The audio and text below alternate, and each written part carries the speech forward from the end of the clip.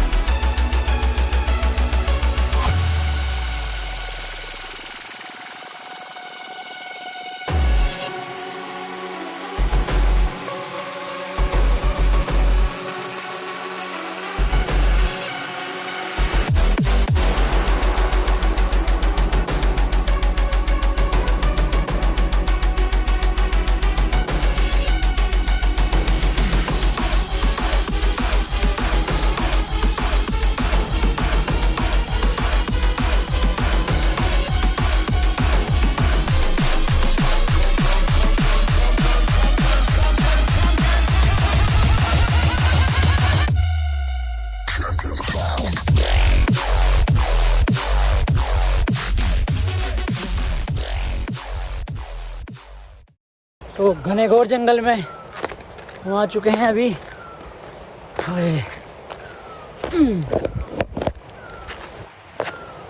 और ये बड़ा ही खतरनाक है, खड़ी खड़ी पहाड़ियाँ हैं यहाँ पर। जिन पहाड़ियों से होकर हमें गुजरना पड़ेगा। और हम आ चुके हैं गंगा जी के पास।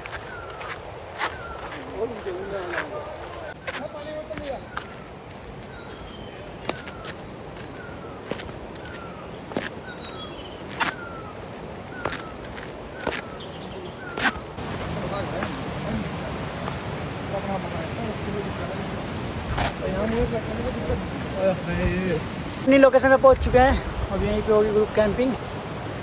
मिलते हैं अभी टेंट वेंट लगा के अपना गंगा जी के पास। रिवर साइड पे भी होगी मौज मस्ती।